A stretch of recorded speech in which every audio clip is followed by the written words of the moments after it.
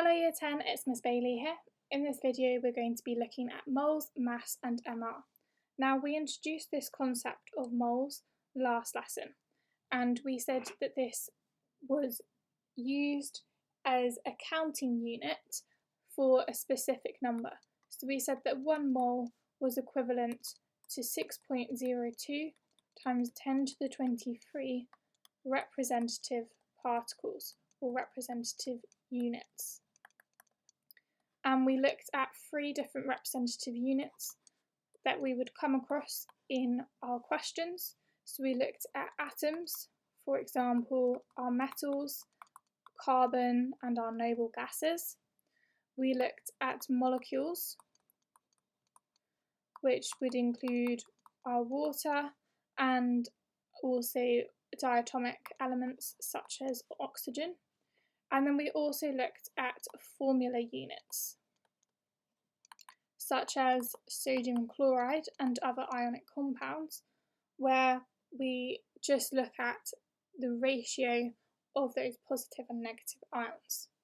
So what we then looked at was how we could come up with our own counting units, where we were using our counting unit to look at our number of substances, number of units, and also how we could link that to our mass.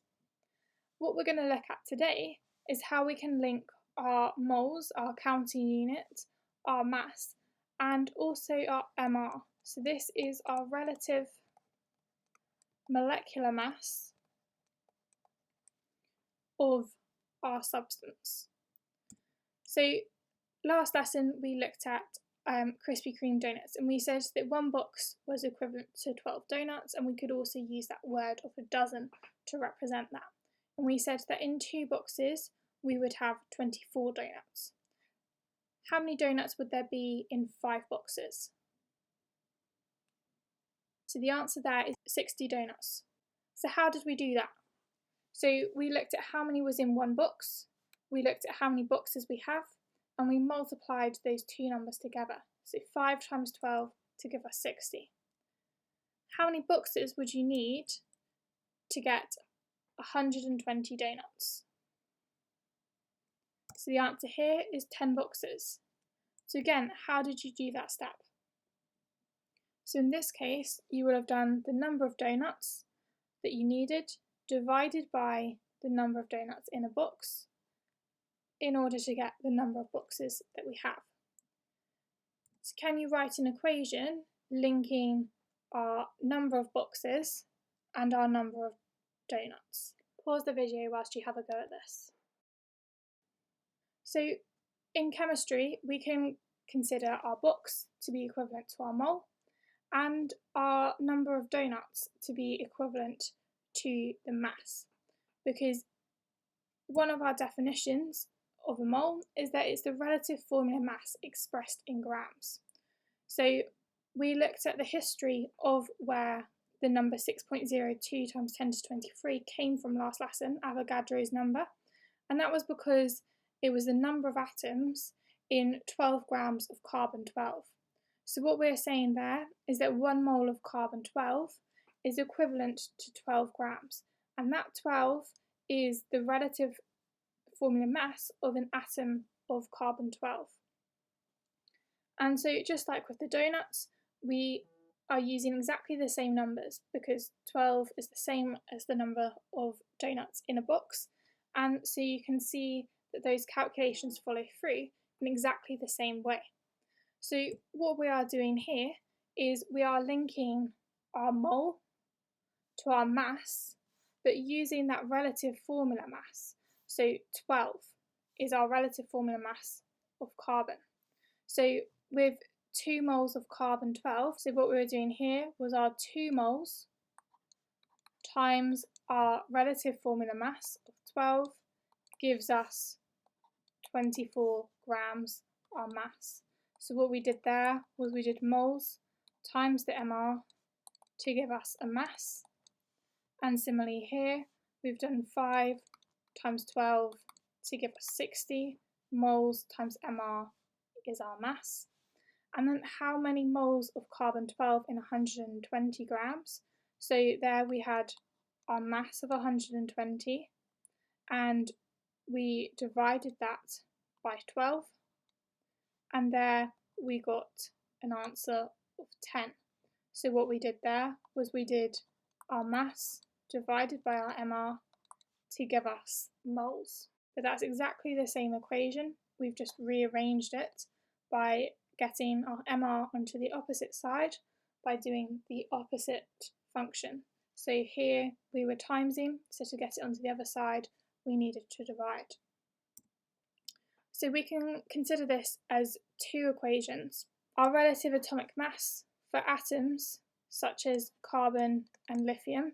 However, when we get into molecules, we then have to start using our relative molecular mass instead, so that we're considering all of the atoms involved in the compound or formula unit.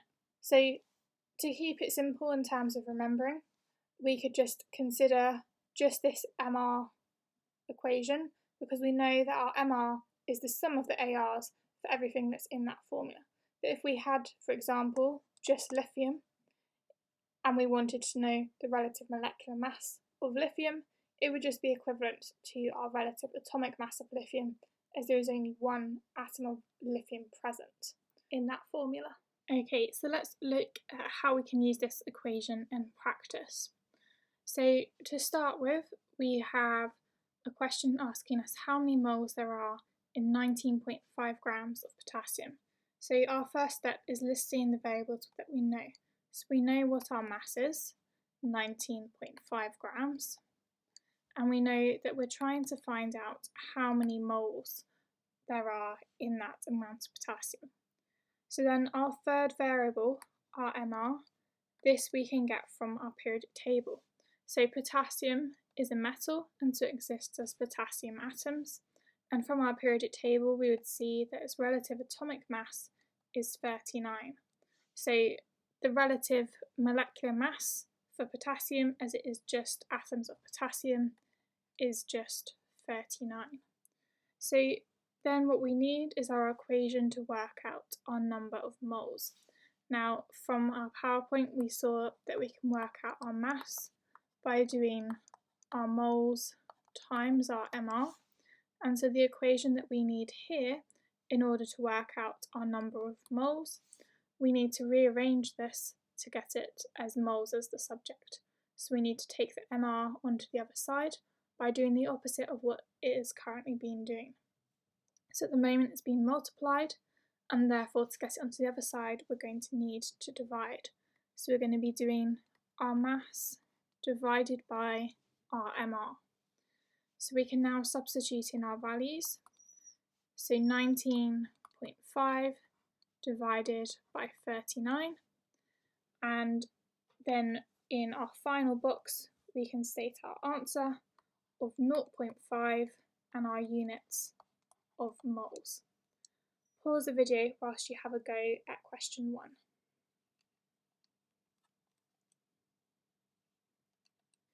Okay, so again, writing out what we know, our mass 23.4, our unknown is our number of moles, and now for our MR, again we can use our periodic table for NaCl. So sodium has an atomic mass of 23 and chlorine 35.5. So our MR here, we need to do 23 plus 35.5, and that comes out to be 58.5.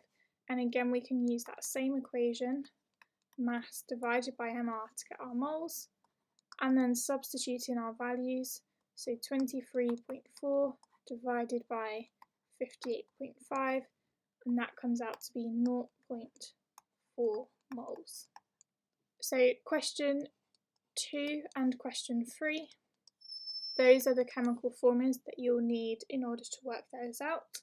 So pause the video whilst you have a go at these 2 questions.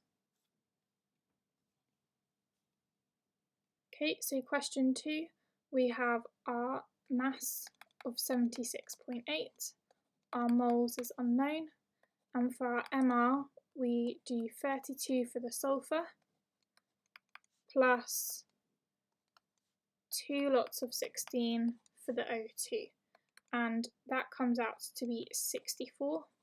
We then have our same equation to work out the number of moles, and then substituting in our values, we then have 76.8 divided by 64, and that comes out to be 1.2 moles. And question 3, our mass 31.9, our moles is unknown, our MR we get from our periodic table, so copper is 63.5, sulfur is 32, oxygen is 16, but we've got 4 of those, so we're going to do 63.5 plus 32 plus 4 lots of 16, and that is 159.5. We then have the same equation as before, and substituting in our values, so 31.9 divided by 159.5, and that comes out to be 0.2 moles. So the next part of this worksheet is looking at finding out what the mass is if we've been given the moles. So in this case, the equation that we're going to be using for each of those is our mass equals our moles times our MR, or if you're preferring it in symbols, M equals N times MR. So again, our first step is to list the variables that we know, so our mass, our moles, and our MR. So masses are unknown here, but our moles is 0.8, and for nickel this is a metal existing as atoms, and so we can just use the atomic mass from the periodic table, which is 59, and then substituting in our values to find our mass, 0.8 times 59, and then stating our answer and our units. Our mass is 47.2 grams. So you've been given the formulas for each of these, so MgO for magnesium oxide, NH3 for ammonia, and Ca brackets OH close brackets 2 for calcium hydroxide. So following the same principles, can you now pause the video and complete questions 1, 2 and 3.